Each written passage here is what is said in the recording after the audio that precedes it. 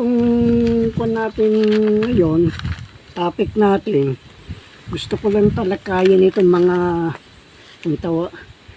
mga static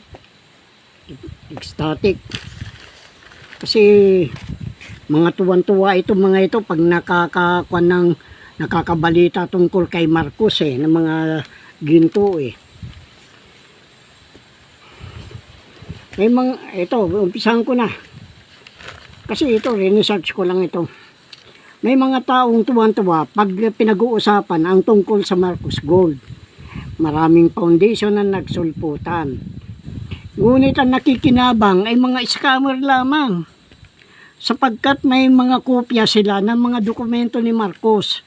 Kaya nga ang mga taong hindi kayang tanggapin na sila ay mabudol, marahil malaki na nagastos nila. Ang mga dokumento ay dapat nakatago. Kasi napakahalaga nito Hindi yung ikakalat-kalat mo gaya ng ginawa ng mga Marcos. Ikinalat nila ang mga dokumento nila. Kung may mga taong mautak na naman na malalaman ng mga ganyang dokumento ang paraan ng pagbubukas, ay mawawala sa kanila yan.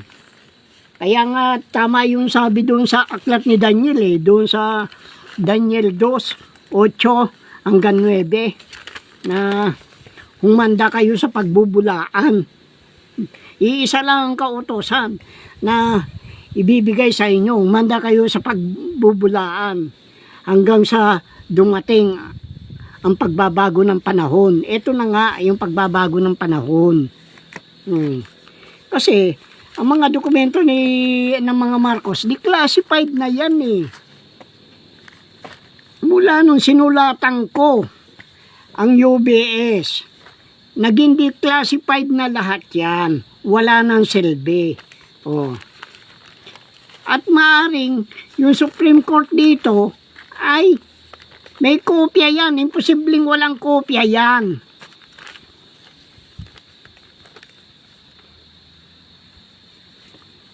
Kaya ang ginagawa, kaya kinakalat nila yung mga yung mga dokumento niya upang ikondisyon lagi yung kaisipan ng mga tao na kanila talaga yan. Ngayon, lumilitaw na ang katotohanan. Paano yan? Dahil na rin sa mga bayaran troll, sa mga bayaran vlogger, sa mga media, mainstream media, kaya nangyayari, ang kaisipan ng tao talaga kanila yan. Maging mga dayuhan na mga mamahayag, katulad ni Karen Hodges na sinasabi niya na si Marcos ang pinakamayaman, ganito nakadeposito sa Switzerland, ay sa World Bank. Walang ginto sa World Bank. Ang kumukuan lang yan, tinatanggap yung pera na nagmumula doon sa hinuhulog na napupunta sa IMF, pagkatapos mula sa IMF pupunta naman sa World Bank. Kaya napakabulaan itong mga ito Siguro ang inaasahan nila yung mabatuhan sila ng mga Marcos Gold Bars.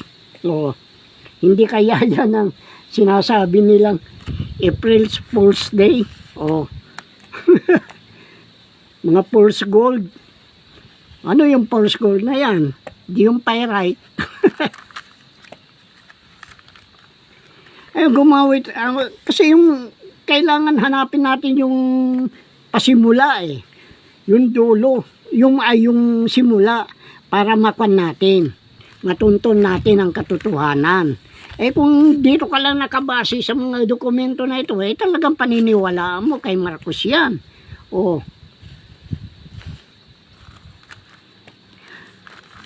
Kaya ang simula ay yung pagkabilanggo niya. Kasi nakapatay yan Nasintensyahan yan ng habang buhay. Kasi yung pinatay niya, yung kalaban ng ama niya sa politika. Kasi masama naman kasi ang ginawa ni Nalundasan yung mga tao niya. Nung nanalo na nga siya, ininsulto pa. Kasi yung nung manalo siya, gumawa sila ng kabaongan at iprinosesyon nila yung kwan na yan at sinasabi, nabuhay sila nalundasan, patay na si Marcos. Nabuhay si nalundasan, patay na si Marcos. Siyempre, masakit din sa kalooban ng isang anak yun. Binibigyan natin lahat ng katwiran kung bakit siya nakulong.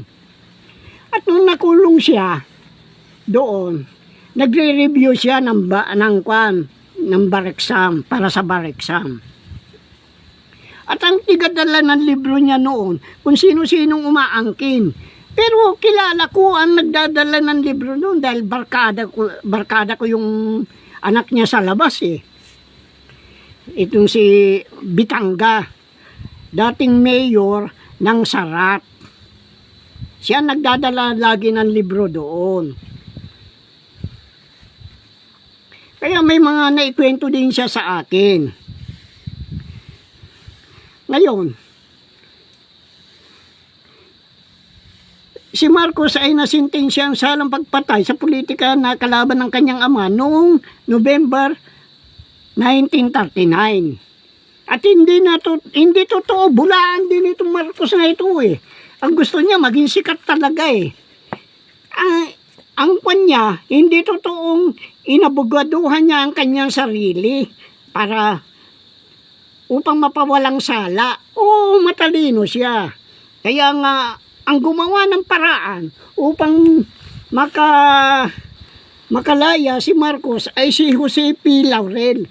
Siya ang tumatayong pangulo mula no 1943 hanggang 1945. Kasi si Manuel Quezon ay sumama kay Kuanyan, sumama kay MacArthur. Dahil natatalo na noon ng mga Allied Forces eh. Mga Hapon na ang kumukan noon eh. At dahil siya ang vice presidente noon, ay siyang ginawang pangulo. Pero ito si Jose P. Laurel, ay maraming kaibigang Hapon yan. Kaya malakas siya. Kaya napakiusapan niya. Ang sabi niya, mapapakinabangan ang kanyang katalinuhan o katusuhan.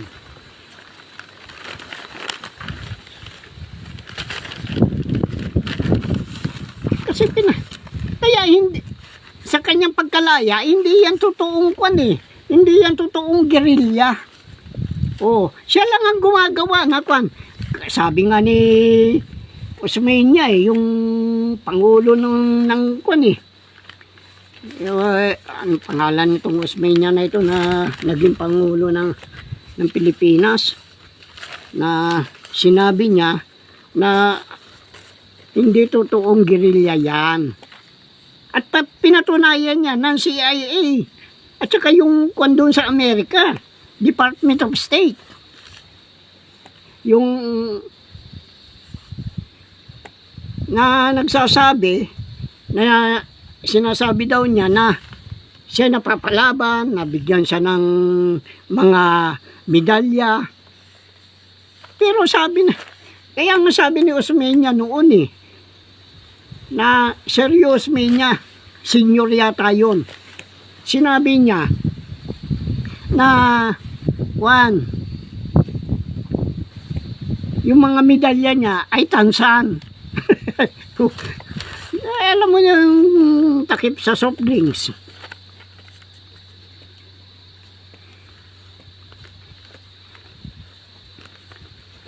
Kasi nakuha ko ito, naikwento sa akin ito nung yung may nobya ako noon. Malapit na kamag-anak ng mga Laurel. Kaya nalaman ko yan na ganyan.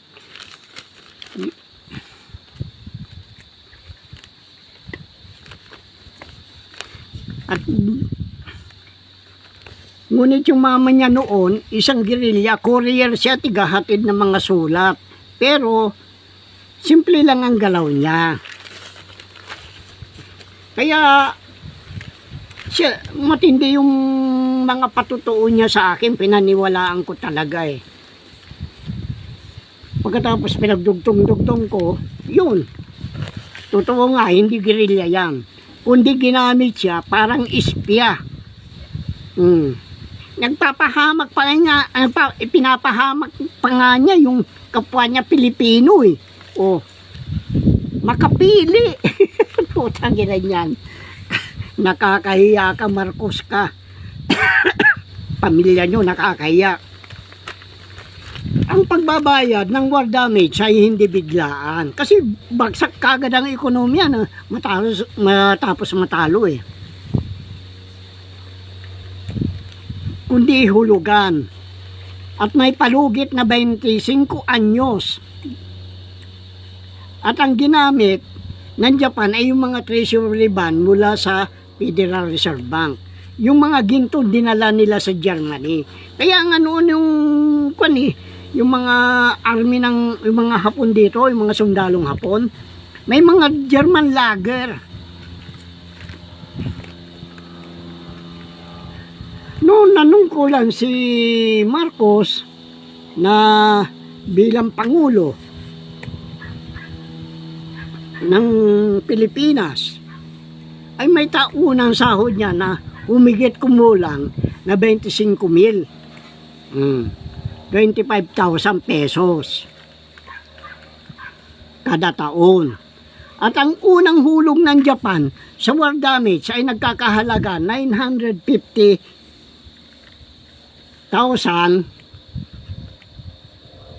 US dollar.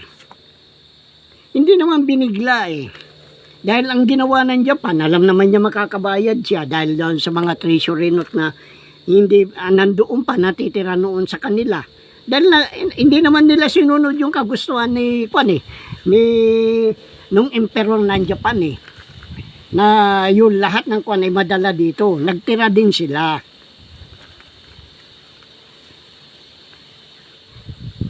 Ngunit ito linihim ni Marcos. At kasabot din ng Japan. Kasi nagtataka ka eh. Ang sabi, bakit nakabangon kaagad ang Japan? Samantala, tayo lugmok. Oh, nandiyan ang Amerikano. Sasabihin nila, nung magkatapos ang gera, sabi nila, ikukuha ng Marshall Plan dito. Ang Marshall Plan kasi, yan ang kinukuhan na matulungan ang isang bansa na nasalanta ng gera. Nadami lang. Dami lang naman tayo eh. Hindi naman tayo talagang kalaban eh. Kaya maaring yung mga Hapon din ang gumawa ng paraan upang siya mapalaya.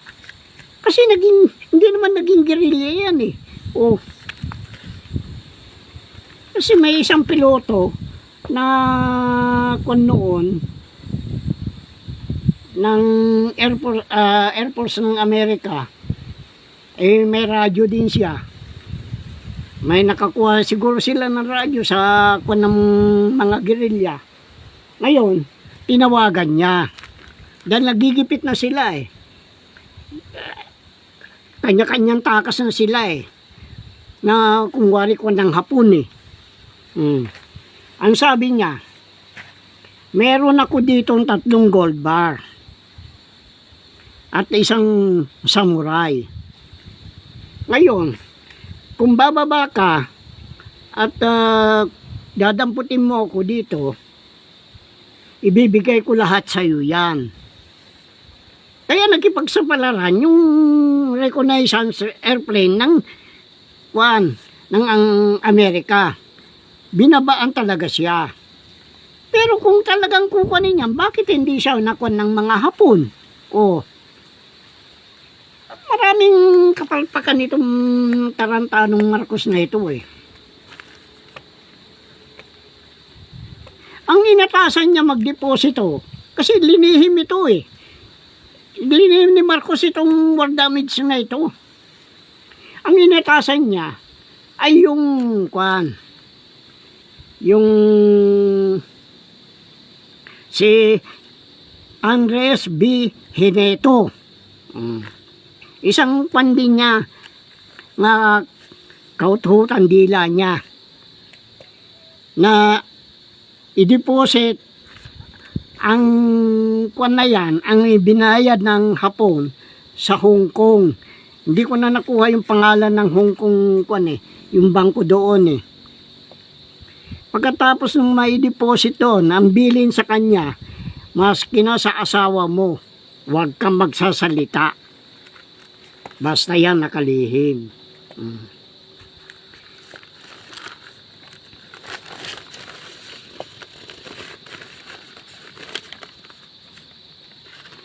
Ngayon,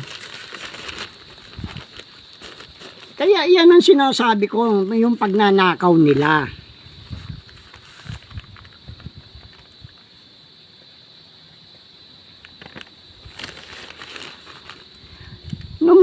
Nung magkuhan yan, yung i-deposit ni Hineto yan, kuhan na yan, sa Hong Kong, nagsimula na silang gumamit ng kuhan, ng code name o fake identity.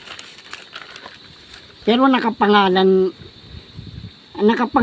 ang ginamit nilang code name sa pagka-deposito nila doon sa Hong Kong ay William Sounder kay Ferdinand. Kay Imelda naman, Jane Ryan. Noong 1968, i-transfer nila yung kanilang account patungo doon sa UBS hanggang sa makumpleto ng Japan yung kanilang war damage na nagkakahalaga ng 550 million US dollar. At kalaunan, ginamit na niya ito si Jack bilang sole signatory na ang kanyang kung nakabatay sa mga planeta, yung kanyang account, yung kanyang gold volume certificate ay nakakuwang kay dito sa Mercury.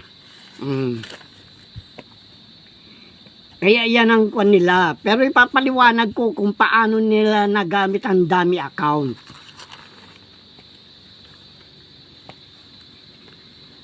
Ito, yung 550 na yan, yan ang pinakamaliit. Kaya ang nakadeposit dyan, hindi ginto. Kundi yung mga kwan lang yan.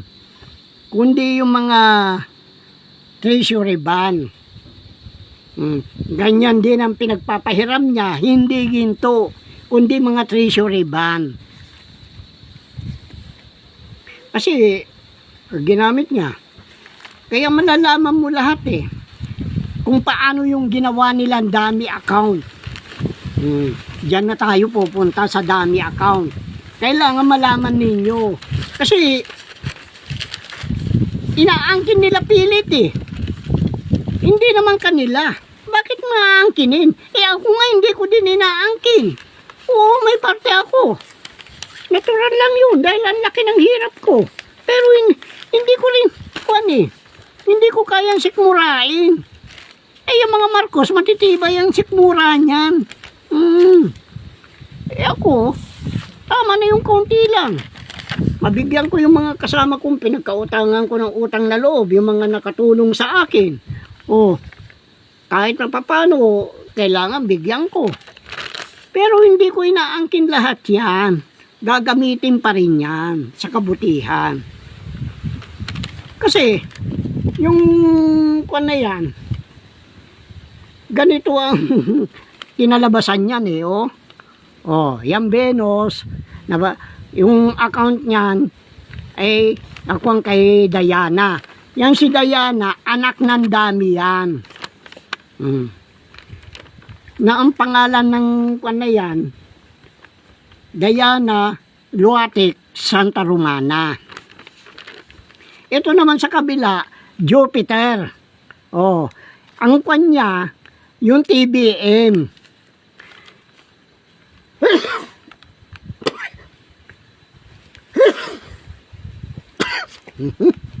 Excuse. Ngayon, kung yung account ni Diana mapupunta kay Jen Ryan. Yan ang yung Jen Ryan. Siya si Imelda. Pagkatapos, yung kay TBM, mapupunta kay William Sounder. Ayan, William Sounder. Yan, mapupunta kay Marcos. Pero, ginamit niya si Jack bilang sole signatory. Ito yung nasa UBS na ito Ngayon, yung kay Jack naman, na ginamit na planeta, dahil siyang pinakamaliit, kumbaga sa pambunso, sole signatory, ay yung Mercury. Hindi Pluto, Mercury. Yan ang nakakuan yan. Mercury, yan sole signatory. Sole signatory. Yan naman, Mercury. Ngayon, kung ikukuha mo ito, maliligaw ka talaga. Dahil yung yan, pag hindi ko research ito, kanila lahat yan. Ang mapupunta lang sa akin yung kay Jack Flores. Kasi yan ang pinakamaliit Ngayon, yan kung Jack Flores, mapupunta kay BBM. Pero bago mapunta kay BBM, may dami account naman na isa pa. Ito kay General Sensio T. Santa Romana. Siya ang ng dami ng master account holder. Kaya dyan naglabasan ng maraming foundation. Yung foundation na yan, hindi kung ano lang kung anong tinubo doon sa mga ibang kwan dito.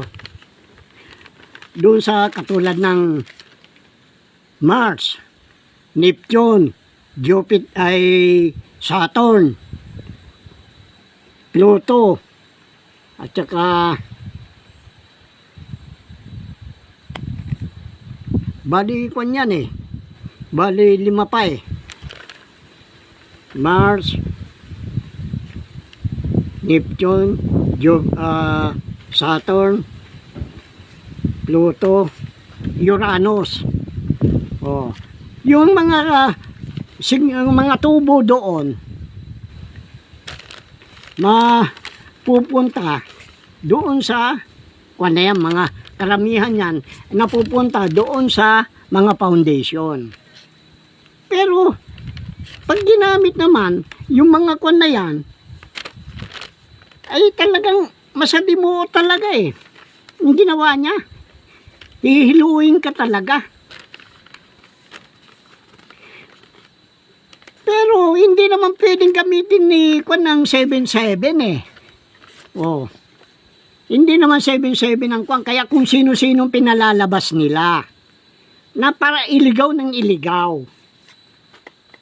Kasi yung master account holder, ang account niya 7257.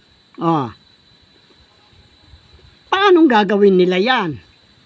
Kaya yan, pag kwan na yan, dahil yung walang nakalagay na kung sino yung kwan, kung sino yung master account holder, yun dami doon na pupunta.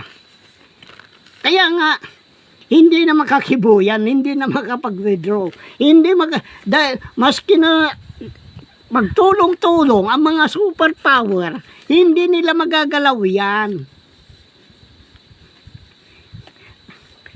Mga tuso Kaya, yung ng sole signatory, dapat yan, nakapangalan sa akin. Pero, ikinwa nga, dami. Kaya, kay Jack Flores nila ikinwa. Kaya ito pala si Jack, katakot-takot ang pakiusap niya na magkasama kaming dalawa. Sabi ko, wala namang problema, magkasama naman tayo, kaibigan tayo, kako.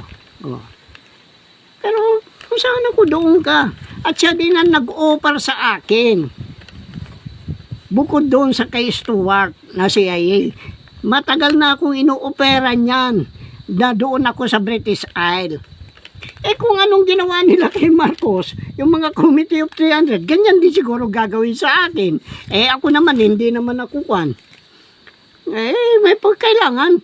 Sabi nga sa Biblia eh, magpaka baba ka katulad ng kalapate, magpakatuso ka na parang ahas. O, eh, siyempre, iisipin ko lagi dahil ikinwan sa akin, inutos ito na pangalagaan itong mga kwan na ito, kayamanan na ito na nakalaan sa mga hirap eh.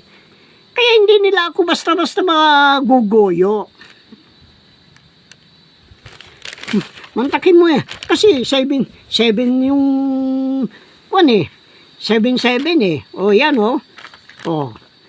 Bilangin mo yung William Saunders, 7. Ito na Jen Ryan, pag ikinuha mo, 4 plus 4. O. Ano magiging kwan yan? D8. 787. O, kaya yung Boeing, 787. Meron. Kaya, sila ngayon ang naguguluhan, hindi ako. Kaya yan ang sinasabi ko, inanap ko talaga ang mga dahilan itong mga dummy account na ito. Napakahirap eh. Ang dummy account na yan. Dahil ang makukuha ko lang yung party ko. Eh paano na yung mga mahirap? Di wala na. Kaya nga inaalok ako noon ng 7%. Ano ko na? Eh, may party naman ako eh. Sa lahat daw na makukuha. Eh, ang laki-laki niyan. Eh, yan nga lang, 550 na share ko eh. Hindi ko na alam kung saan ko ilalagay. Hindi naman ako interesado sa pera eh. Oh, paano?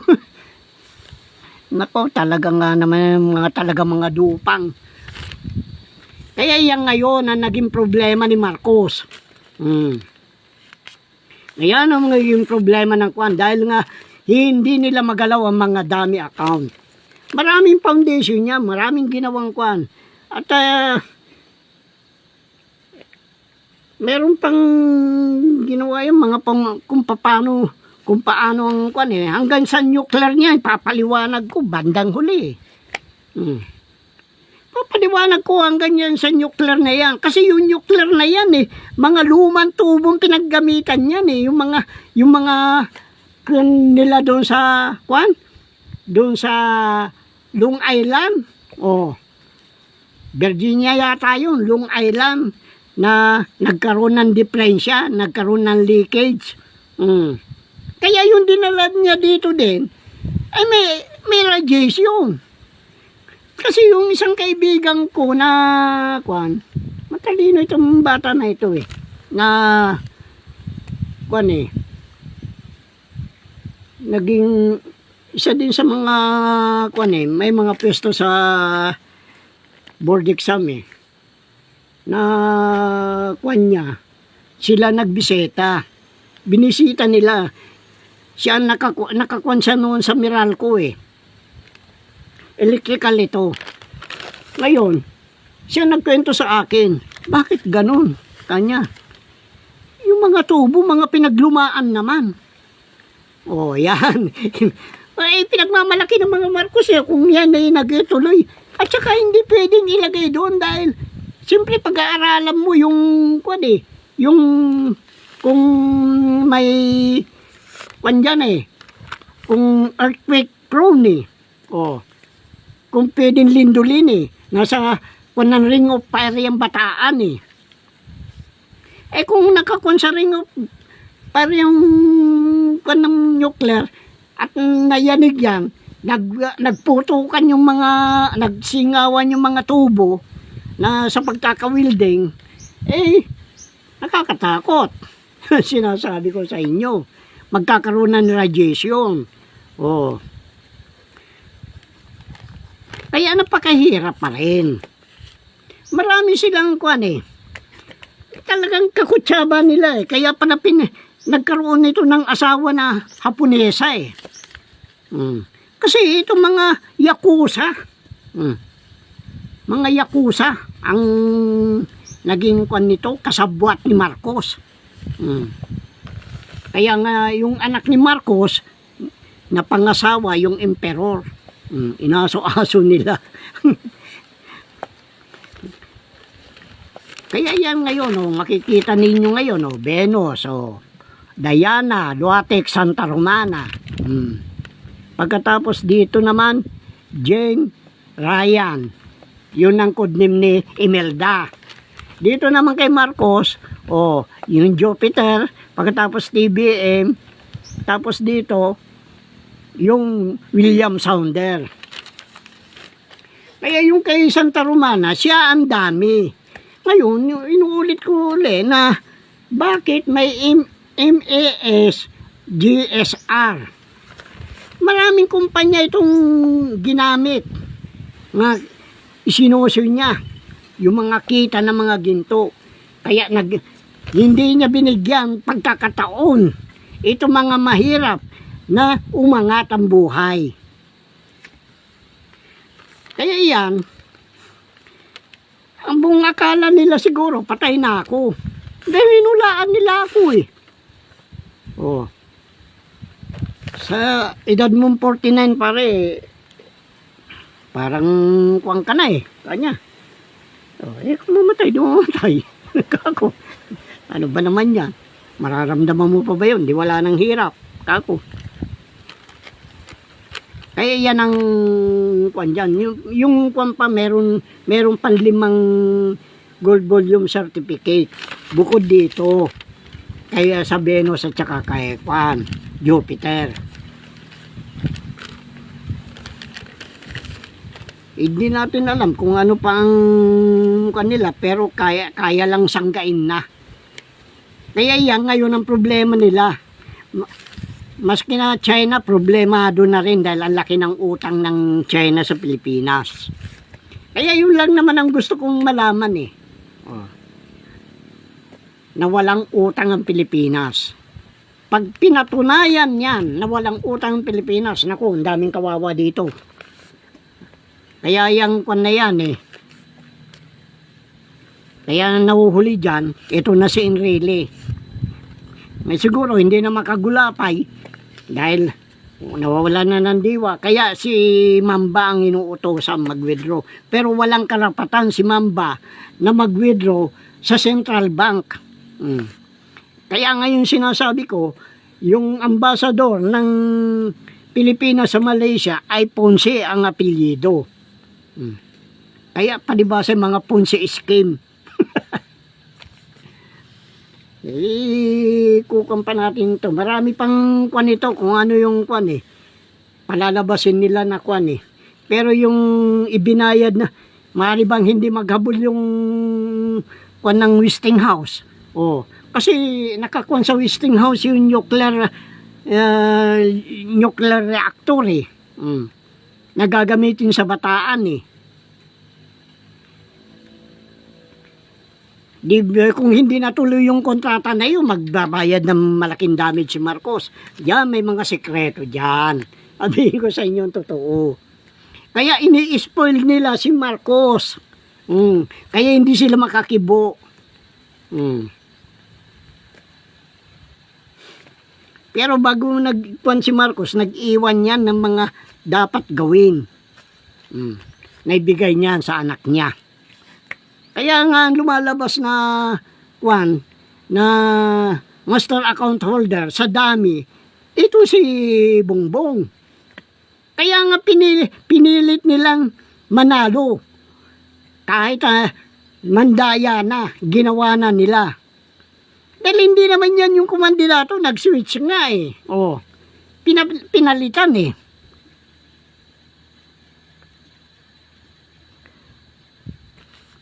Oh, sige na dahil